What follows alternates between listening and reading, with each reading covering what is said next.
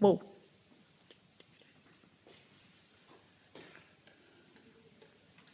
Og man kan ikke zoome i filmen. Det er irriterende. Godt, Jonas. Så.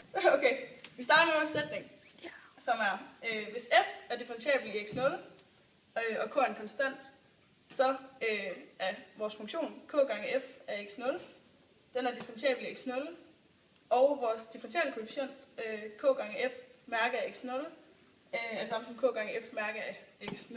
Ja, Jeg er præcis. kommet til vores bevis, og vi starter med A. Vi bruger samme definitionsmængde som f, og vi får derfor definitionsmængden k gange f til at være et åbent interval. Hvorfor er det et åbent interval?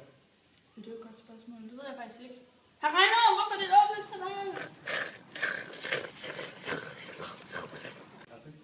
Det var klogt sagt, herr Reiner. Nu ved jeg det. Det er fordi, at man kan sætte alle tænkelige tal ind. Super. Ja. Vi går videre til næste del af beviset. Og her der bruger vi vores differenskoefficient. Som normalt hedder f af x minus f af x0 divideret med x minus x0. Men vi har sat h ind i stedet for. Og det har vi bare gjort, fordi vi har noget med f op i vores funktion. Så vi har sat h ind i stedet for. Og så sætter vi vores funktion ind på h's plads. Så der kommer til at stå parentes k gange f, parentes x, minus k gange f af x0, divideret med x minus x0.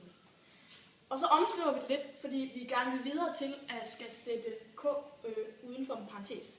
Så derfor så fjerner vi vores parenteser, så der kommer til at stå k gange f mærke af x minus k gange f mærke af x0, divideret med x minus x0. Går vi videre. Og så kan vi så sætte k uden for en parentes, så der kommer til at stå k gange parentes f mærke af x, f af x minus f af x0, parentes slut, divideret med x minus x0. Og så kan vi sætte k, så har vi en regel, der siger, at vi kan sætte k uden for brøk. Så det vil sige, at der kommer til at stå k gange, og så har vi hele den her brøk, som hedder f af x minus f af x0, divideret med x minus x0.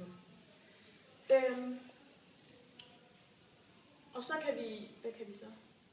Kan vi så fjerne de to? Jonas, pause lige videoen. Hvad er det så? Det er meget spændende, det her. Har du pause? Nej. Og så får vi det her. Og ifølge side 100, så ved vi, at den her er differentiabel.